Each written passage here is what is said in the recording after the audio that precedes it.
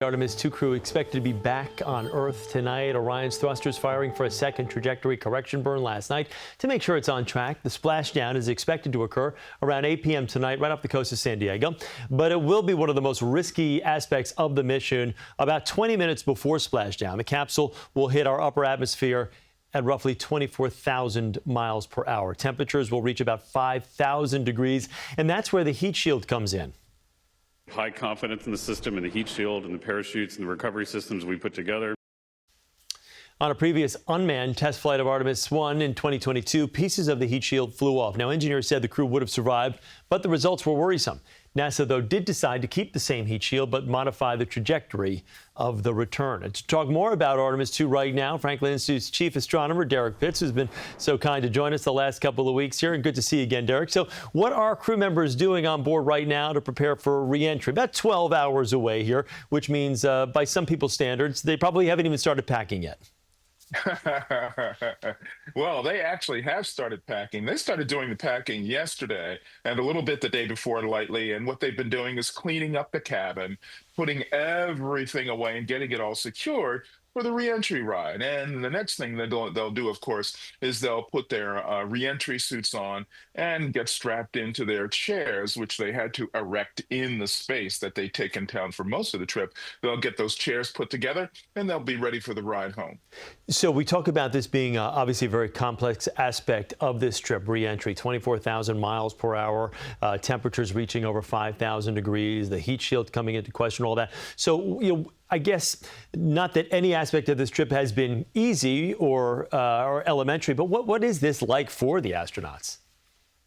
Well, for them, it's a really exciting ride home because as they sit in the spacecraft, as it re-enters the Earth's atmosphere, they can see the atmosphere heating up around them. They'll see this brilliant orange glow outside the capsule, and they'll feel the stress of re-entry because they'll get up to about 3.9 Gs on the way in.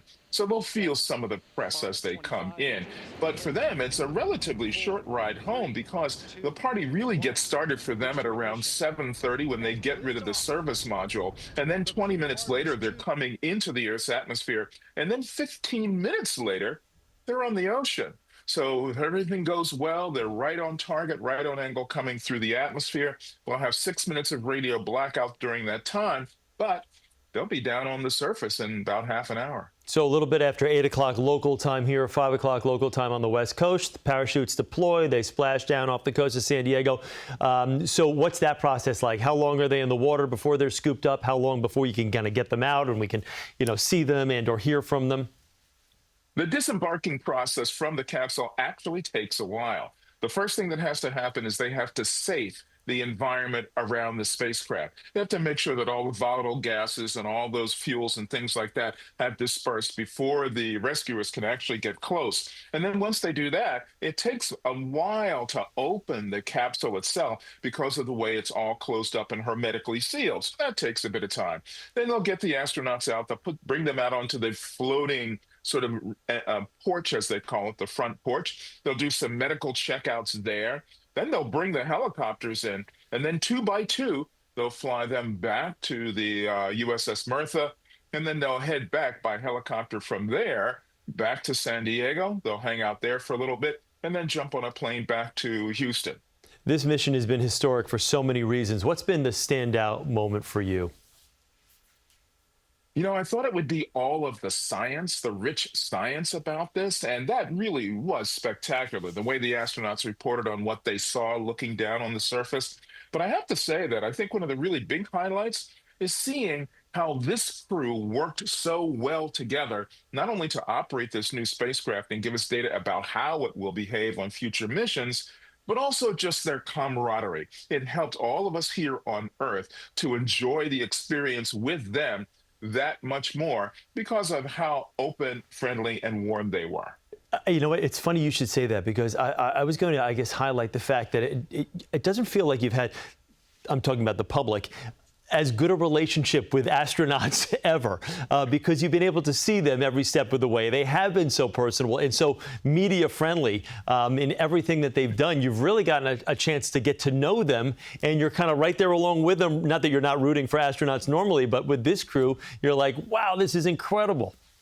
Yeah, well, I think first of all, NASA did an incredible job selecting this crew of four to work together on this. And you have to remember that they've been together practicing for this mission for what, 2.5 years or so? So they have become really close together. But once they got on orbit, all of that really gelled. And I think the audiences watching could feel it. And that's what has sort of like really made us feel much closer to them. But at the same time, NASA is really, really glad that it's turned out this way. And they're very happy they provided the video because they want the public to become re-engaged, to become reignited, excited again about human exploration of space. And I don't think they could get any better PR for what they're trying to do than to have this crew be as friendly, open, and receptive to all of us traveling with them via the net, which is something that's new to space travel as before. So all good. You got it.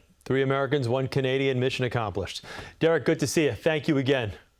Thanks, Chris. Have a great weekend. Can't wait for touchdown later on.